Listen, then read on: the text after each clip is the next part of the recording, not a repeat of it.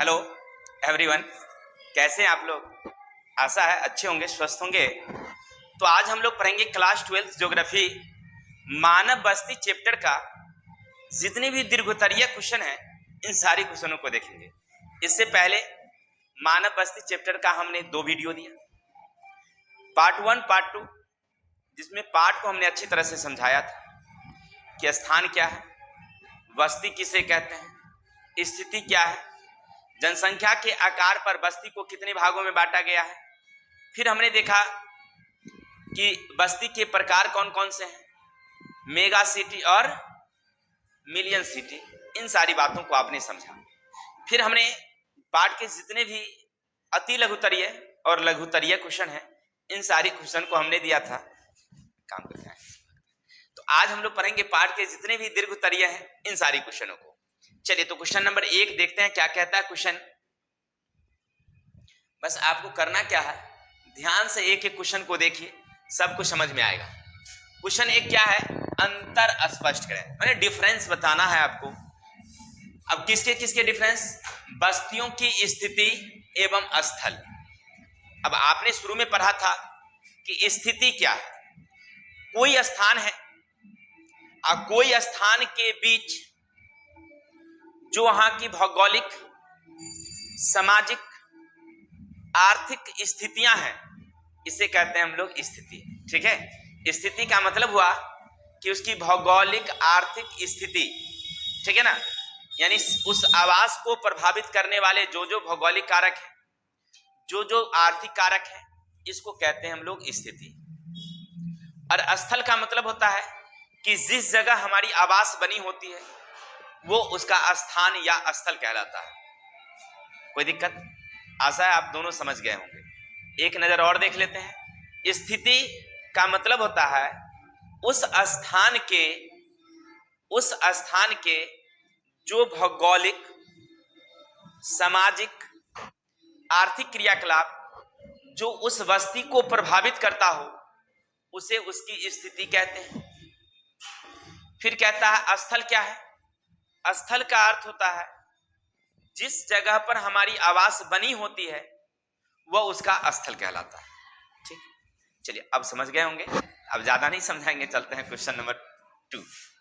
देखिए, संहत यानी सघन एवं परिकीर्ण बस्ती क्या है। अब आपसे क्या पूछा कि सघन बस्ती क्या है, परिकीर्ण बस्ती क्या है। अब पहले भी हम लोग पढ़ चुके हैं। सघन का मतलब होता है कि एक ऐसा आवास जहां पर 2 घरों के बीच की दूरियां बहुत कम हो, यानी एक घर की दीवार दूसरे घर की दीवार से काफी सटी सटी हो, ज्यादा जनसंख्या कम दूरी में निवास कर रहा हो, तो उसे सघन बस्ती कहें। और परिकीर्ण बस्ती का मतलब हुआ कि एक आवास के बाद, यानी एक घर के बाद कुछ खाली जगह हो, खेत खलिहान हो, फिर दूसरा घर, फिर तीसरा घर, तो इसको कहते हैं हम लोग परिकीर्ण बस्ती। सघन बस्ती आपको शहरों में मिलेगी, जबकि परिकीर्ण बस्ती गांवों में मिलती है। गांव में आप जब जाइएगा घूमने के लिए, मैं अपनी बात बता दूं, एक बार हम गए थे बचपन में, नहीं तकरीबन 7वीं क्लास में पढ़ रहे थे, 12-13 साल के होंगे। जब हम गए एक बारात में, तो पहले के समय में 2 दिन वाली बारात होती थी। जब हम लोग सुबह घूमने के लिए निकले तो एक घर से हम आगे गए, एकदम घर बिल्कुल खेत में ही था, चारों तरफ खेत था, उसी में था। तो हम लोग पगडंडी पकड़ कर गए, तब 10 खेत था, उसके बाद एक घर, फिर 10 खेत के बाद 5 घर के बाद एक खेत, ऐसे फिर 2-3 घर वहां पर है, फिर खेत, ऐसे करके समझ में नहीं आ रहा था। मानी कहने का अर्थ है कि वहां पर क्या था कि 2 घरों के बीच में काफी जगह था, लोग खेत खेत में भी घर बनाए हुए थे। तो ऐसी बस्तियां जब मिलेगी ना तो उसको बोलेंगे परिकीर्ण बस्ती। लेकिन शहर में जाइए, बस घर के साथ घर, घर के साथ घर सटा सटा रहता है, जिसको बोलेंगे संहत यानी सघन बस्ती। क्लियर, समझ गए होंगे आप लोग। चलते हैं क्वेश्चन नंबर इसी का 3 समझते हैं क्या है।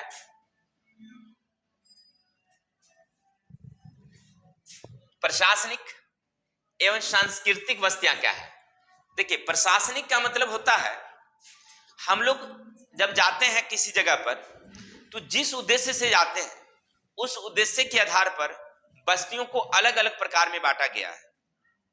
प्रशासनिक का मतलब जहां पर हम लोग सरकारी अन्य क्रियाकलाप करने के लिए जाते हैं, जैसे जमीन का कोई रजिस्ट्री हो, जहां पर देश के शासन के विभाग का कार्यालय हो, तो ऐसे जगहों पर ना, जैसे कोर्ट, न्यायालय, जज, न्यायाधीश, समाहरणालय, इस जगह जहां पर स्थित हो ना, और उस काम के उद्देश्य से हम अगर वहां पर जाते हैं, या अधिकांश लोग उसी उद्देश्य से जाते हैं, तो वो कहलाता है हमारा कौन? प्रशासनिक। जैसे हमारी भारत की एक दिल्ली है, दिल्ली पूरे भारत के लिए कानून तैयार करने का एक जगह है।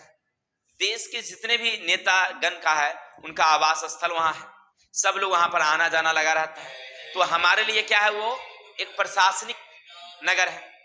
सांस्कृतिक नगर क्या हुआ?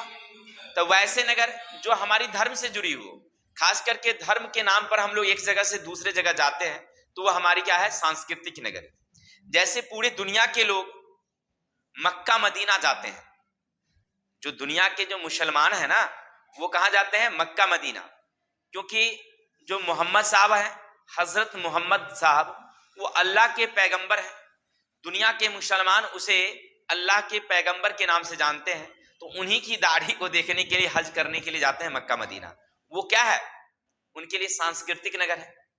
हिंदू समाज की बात करें, बद्रीनाथ, केदारनाथ, ये सब हम लोग घूमने के लिए जाते हैं, जहां हमारे बाबा भोलेनाथ का शरण स्थली रही है, तो हमारे लिए क्या है? सांस्कृतिक नगर है। क्लियर? तो आशा है आप सांस्कृतिक नगर और प्रशासनिक नगर समझ गए होंगे। स्क्रीनशॉट लेना चाहते हैं तो स्क्रीनशॉट लीजिए, फिर आगे चलते हैं। स्क्रीनशॉट ले लिए होंगे आप लोग, तो चलते हैं हम लोग आगे। क्वेश्चन देखिए, डी नंबर में क्या कहते हैं, यानी कि चौथा क्या है? अवैध बस्तियां और मलिन बस्तियां। देखिए भाई, अवैध का मतलब क्या होता है? अवैध का मतलब होता है गैर कानूनी। देखिए, जब आबादी बढ़ती है और अपने रहने के लिए जगह नहीं रहता है, तो क्या करता है?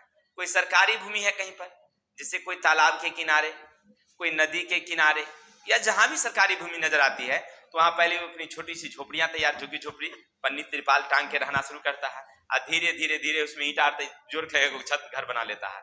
वो क्या है? अवैध बस्तियां हैं। बड़े बड़े बिल्डिंग भी देखे होंगे गिरते हुए, सरकार गिरा देती है। वो क्या है? अवैध बस्तियां।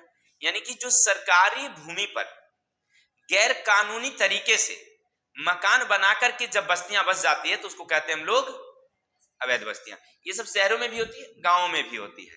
ठीक है।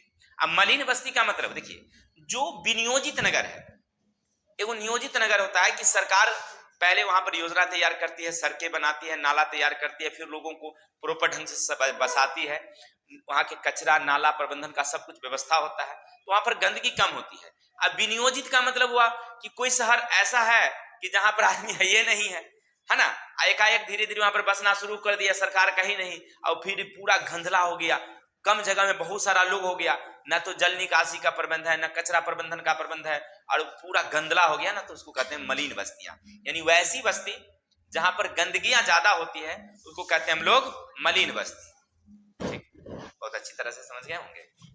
चलिए आगे चलते हैं। क्वेश्चन नंबर 2 क्या है, सुनना मेरे भाई।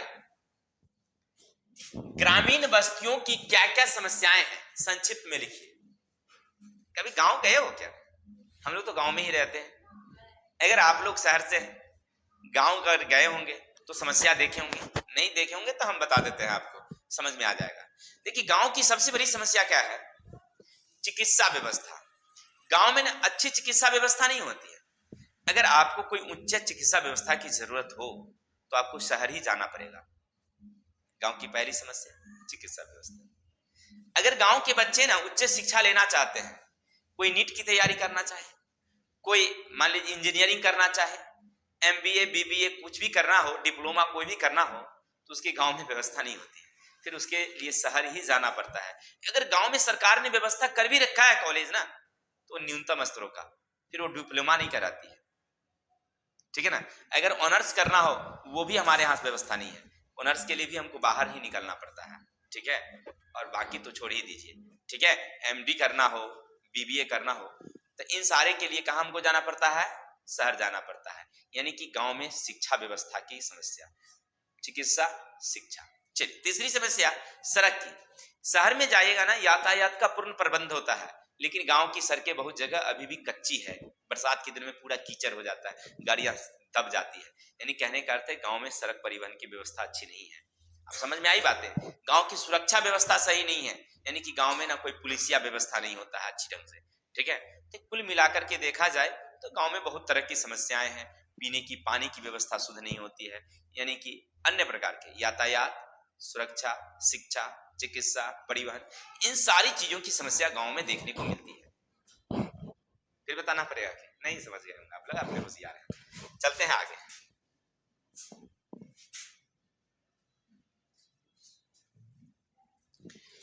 देखिए, निम्नलिखित प्रश्न के उत्तर संक्षिप्त में दीजिए, मैंने छोटे छोटे शब्दों में आंसर देना है। क्वेश्चन क्या है, बस्ती किसे कहते हैं? भाई बस्ती का मतलब क्या? बस्ती एक हमारे बगल में गांव का भी नाम बस्ती ही रखा गया है। जब हम लोग कभी जाते हैं दलसिंह सराय से आगे तो वहां का एक गांव है, उसका नाम लोग बस्ती कहते हैं, लेकिन हमें वो बस्ती नहीं पढ़ना मेरे भाई। बस्ती का मतलब होता है जहां पर आबादी बस्ती है ना, कोई जगह घर जहां पर लोग निवास करते हैं उसको कहते हैं हम लोग बस्ती। समझ में आई? हाँ समझ में आई। तो बस्ती का मतलब जहां लोग निवास करते हैं। क्लियर? अब आगे चलेंगे। बस्तियों के वर्गीकरण का आधार क्या है, यानी कोई भी बस्तियां हम किस आधार पर बांटते हैं? तो बस्तियों के वर्गीकरण का आधार है कि जनसंख्या वहां कितनी बसी हुई है, आबादी का पॉपुलेशन, यानी और सॉरी, अरे आबादी वही हुआ, पॉपुलेशन वहां बोला गया, गलती। पॉपुलेशन वाली जनसंख्या का कितनी आकार है, कितना वहां जनसंख्या है, इस आधार पर बांटते हैं। अगर कम आबादी है तो ग्रामीण, ज्यादा आबादी है तो सघन, यानी कि जो प्रकीर्ण बस्ती कह सकते हैं। प्रकीर्ण बस्ती तो कम आबादी वाला, ज्यादा आबादी वाला तो सघन। क्लियर? तो बस्ती का वर्गीकरण किस आधार से करते हैं? वहां की जनसंख्या कितनी है, जनसंख्या की संख्या पर हम लोग बांटते। क्लियर? चलिए क्वेश्चन नंबर आगे। ग्रामीण बस्तियां क्या है? अगर आपसे कोई पूछे भाई ग्रामीण बस्तियां, तो ग्रामीण में यही ना कहिएगा हो कि मान लीजिए कोनो घर होगा और घर के आसपास में खेत खलियान होगा, दो घर के बीच में दूरी ज्यादा होगी, घर लम्हर लम्हर होगा, ज्यादा लोग खेती बाड़ी पर निर्भर रहते हैं, तो एकरे ना ग्रामीण बस्ती कहें। गांव के लोग क्या करते हैं? अरे ज्यादा करके प्राथमिक क्रियाकलाप करते हैं, कोनो खेती पर निर्भर करता है, कोनो पशुपालन करता है, अरे ये छोटा मोटा उद्योग मतलब व्यवसाय करता है, तो ओकरो हम कृषि मतलब, क्योंकि वो ज्यादा निर्भर करता है कृषि पर, तो इसलिए उसको हम लोग ग्रामीण क्षेत्र में ही रख देते हैं।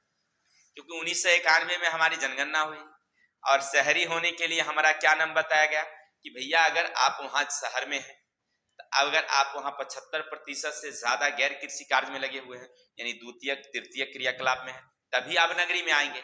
अब गांव में आ जाओ ना, तो गांव में देखोगे कि ज्यादा लोग ना किस पर काम कर रहे हैं, कृषि, पशुपालन, मछली पालन, उद्योग, सॉरी ये मुर्गी पालन। तो यहाँ के अधिकांश लोग, तो इसको कहेंगे हम लोग ग्रामीण बस्ती। यानी ग्रामीण बस्ती का समझ गए कि वैसी बस्तियां जहां के अधिकांश लोग प्राथमिक क्रियाकलाप पर निर्भर करती है, दो घरों के बीच की दूरियां ज्यादा हो तो उसको बोलेंगे ग्रामीण बस्तियां। चलिए समझ गए होंगे। क्वेश्चन नंबर आगे, नगरीकरण किसे कहते हैं? नगरीकरण का मतलब होता है कि देखिए कोई भी गांव हो और गांव के ही आबादी जब बढ़ने लगती है और उस गांव की आबादी, उस एरिया की आबादी कम से कम 5000 हो, नंबर एक शर्त। दूसरी शर्त, वहां कम से कम प्रति वर्ग किलोमीटर 400 जनसंख्या निवास करती है। और तीसरी शर्त कि वहां का 75% आबादी गैर कृषि कार्य में लगी हो, तो उसको हम बोलेंगे नगरीकरण। समझ में आई बात? नगरीकरण के लिए कितने शर्त? 3। आबादी कितनी? बहुत अच्छा, 5000, प्रति वर्ग जनसंख्या 400, वहां के कितने लोग कृषि कार्य से अलग होकर के काम करेंगे? 75% गैर कृषि कार्य में। तो ये तीनों कैटेगरी को पालन करेगा ना, तो उसको करेंगे हम लोग नगरीकरण के बारे में। चलिए अगर स्क्रीनशॉट लेना चाहते हैं तो ले लीजिएगा, फिर आगे हम लोग चलते हैं। स्क्रीनशॉट ले लिए होंगे, लेकिन हम कभी कभी भुला जाते हैं, तो स्क्रीनशॉट अपन ले लीजिएगा कि हम भूल जाते हैं, तो हर तो भी करते हैं हम ऐसे करके। हाँ चलिए आगे। आगे है क्वेश्चन नंबर 5 क्या कहता है सुनिएगा। विश्व में आज 10 लाख या उससे अधिक जनसंख्या वाले महानगर की संख्या कितनी है? देखिए वर्तमान में पूछ रहा है आपसे कि विश्व में अभी कितने ऐसे शहर हैं जिनकी आबादी 10 लाख है, तो लिखिएगा 350। कितना? यानी 350 ऐसी आबादी मतलब शहर है जहां की आबादी 3.5 लाख है। जब याद है ना, आपको पढ़ाए थे कि जब 1920 में 10 लाख वाला कितने थे? मात्र 24 थे। 1980 में 198, लेकिन वर्तमान में कितना? और सबसे पहले कब मालूम है ना? 1810 में पहली बार गिनती हुआ था। अब ब्रिटेन यानी इंग्लैंड की राजधानी जो ब्रिटेन थी, सबसे पहला 10 लाख वाला मतलब शहर बना था। ठीक है, मालूम है ना? चलिए, कब? 1810 में जब जनगणना हुई तो इंग्लैंड की राजधानी ब्रिटेन 10 लाख वाली पहला शहर बना। फिर धीरे धीरे पेरिस, फ्रांस की राजधानी पेरिस, इस तरह से और दूसरे दूसरे है ना। और वर्तमान में अभी जो है कितने हैं? 350। क्लियर? चलिए अब आगे चलेंगे। किसी बस्ती द्वारा नगरीय बस्ती निर्धारित करने के लिए विभिन्न देशों की मापदंड है। अब देखिए, हमारे भारत में नगर होने के लिए अलग अलग मापदंड है। अगर दुनिया के अन्य देशों में चले जाइए तो अपनी अलग अलग मापदंड रखता है, सब जगह एक जैसा नहीं है। अब आपको इसमें से कुछ ऑब्जेक्टिव बनेंगे, वो याद रखिएगा। पूछेगा आपसे कि भैया बताइए वेनेजुएला कितना कहता है आबादी पर हम दे देंगे शहर? 1000। कोलंबिया कितना कहता है? तो ये पूछेगा ऑब्जेक्टिव में आपसे। पूछेगा जापान में कितना? सबसे ज्यादा इंपोर्टेंट पूछता है अमेरिका कितना? तो 2500। ठीक है ना? चलिए देखिए, कहने का मतलब ये है कि हमारा भारत कहता है कि हमारे किसी शहर में नगर हम उसी को कहेंगे जहां की आबादी 5000 कम से कम होना चाहिए। लेकिन अमेरिका कहता है कि नहीं, हमारे यहां अगर 2500 हो जाए, और थाईलैंड भी यही कहता है कि हमारे यहां 2500 हो जाए तो हम उसको कह देंगे नगर वाली श्रेणी में गया। जापान कहता है कि हम कहेंगे 3000 पर, वेनेजुएला कहता है कि हम 1000 में कह देंगे, और कोलंबिया कहता है कि 15। सबका अलग अलग मापदंड है। जैसे देखिए, कनाडा कहता है कि हमारे यहाँ 75% आबादी नहीं, 85% अगर गैर कृषि में लग गया तो हम उसको नगरीकरण कह देते हैं। लेकिन भारत कहता है ना, हमारे पास तो बहुत आबादी है ना, तो हम कैटेगरी बांटेंगे ठीक से, यानी 75% वाला को कहेंगे नगरीकरण। कनाडा कितना कहता है? मात्र 50%, जो हमने मेंशन नहीं किया, मैंने बता दिया आपको। चलिए आगे चलते हैं। संसार में ग्रामीण बस्तियों के प्रतिरूप। अब देखिए, संसार में ना ग्रामीण बस्तियां के क्या क्या प्ररूप है? अरे बउआ हटो यार, मक्खियां ना बदमाशी करता है। चलिए, संसार में ग्रामीण बस्तियों के प्रतिरूप। तो देखिए, संसार में जब आप जाइएगा ना तो तरह तरह की बस्तियां नजर आएंगी, क्योंकि जहां पर जो लोग रहते हैं उस हिसाब से बसना शुरू कर देते हैं। ऐसे सबसे ज्यादा आपको रेखीय बस्ती मिलेगी, याद रखिएगा, क्योंकि ज्यादा लोग ना सड़क के किनारे बसना पसंद करते हैं। नहीं सुने होंगे, आदमी अगर रोड पर रहे ओकरा वैल्यू नहीं होता है, लेकिन रोड पर जमीन रहे ओकर बहुत वैल्यू होता है। नहीं समझे? यानी कि घर बनाने में हो, अब गली में रहेगा घर, नई की कनिया आवेगी तो उतर के जाना पड़ेगा, रोड वाला रहेगा तो 4 चक्का डायरेक्ट घुस जाएगा, घर के किनारे सट जाएगा। नहीं, चलिए वो सब बात नहीं था हमको पढ़ना ये था कि संसार में ना नगरीय बस्तियां के अनेक प्रतिरूप हैं। और कौन कौन है? तो नंबर 1 है रेखीय बस्ती। यह सड़क या नदी के किनारे बसी होती है, माने सीधा। जैसे मान लीजिए सड़क है तो एक किनारे ऐसे ऐसे करके बस्ती रहेगा, जिसको कहेंगे रेखीय बस्ती। क्लियर? दूसरा हमें गोलाकार या वर्गाकार, कोई तालाब हो या कोई झील हो और इसके किनारे बस्ती रहती है तो उसको कहते हैं हम लोग गोलाकार या वर्गाकार। इसी तरह से क्रॉस प्रतिरूप, यानी कोई चौराहा होता है, सड़क ऐसे, और यहाँ बस्ती रहती है ऐसे, ऐसे बस्ती घिरी रहती है ऐसे करके, तो इसको कहते हैं हम लोग कौन? क्रॉस। क्लियर? तो संसार में प्रमुख बस्ती के प्रकार कौन कौन? रेखीय, गोलाकार या वर्गाकार, फिर क्रॉस। ठीक है, अब आगे हैं ग्रामीण बस्तियों के प्रतिरूप किस प्रकार पर्यावरण दशाओं और भौतिक सांस्कृतिक प्रभावों को प्रतिबिंबित करता है। तो देखिए, हमारी जो ग्रामीण बस्तियां हैं उसके प्रतिरूप जो है ना विभिन्न प्रकार के रूपों को प्रभावित करता है, माने भौतिक क्रियाकलाप को। जब आबादी बढ़ेगी ना तो हम लोग पेड़ पौधे को क्या करते हैं? काटते हैं, चाहे वो घर बनाने के लिए लकड़ी जरूरत हो या उसके लिए जगह की जरूरत हो। तो हम लोग जब काटते हैं तो हमारी पर्यावरण क्या होती है? प्रभावित होती है। इससे बहुत तरह के प्रदूषण होते हैं, जिससे हमारी भौतिक वातावरण जो है, यानी या तो वायुमंडल का तापमान बढ़ता है, वर्षा कम होती है, तो ये सब भौतिक पर्यावरण भी प्रभावित होती है। बस्ती बढ़ने से, यानी जनसंख्या बढ़ेगी तो बस्ती बढ़ेगी, और बस्ती बढ़ने से क्या क्या प्रभावित होगा? तो पर्यावरण, पेड़ कटने से और प्रदूषण होने से भौतिक वातावरण में परिवर्तन देखने को मिलती है। तो आज के लिए इतने ही, कल मिलेंगे हम लोग नेक्स्ट वीडियो के साथ, यानी अगला चैप्टर के साथ। तब तक के लिए हमें विदा दीजिए। हंसते रहिए, मुस्कुराते रहिए, और कहिएगा सर इसमें से कुछ क्वेश्चन छोड़ दिया है ना। अरे जो इम्पोर्टेंट था वही लिए हैं, जो बाकी हमने देखा था उसको हमको नहीं लगा कि परीक्षा की दृष्टि से सही नहीं था, तो हमने 2-4 क्वेश्चन छोड़ दिया है। बाकी सब तो हम ले ही लिए जो आपकी परीक्षा के लिए, तो बाकी हम लोग देख लेंगे, क्योंकि चैप्टर पढ़े तो आपको याद ही होगा, तो इसीलिए ज़्यादा घबराने की ज़रूरत नहीं है। हंसते रहिए, मुस्कुराते रहिए, मस्त रहिए, तंदुरुस्त रहिए और हमें विदा दीजिए। तब तक के लिए जय हिंद, जय भारत।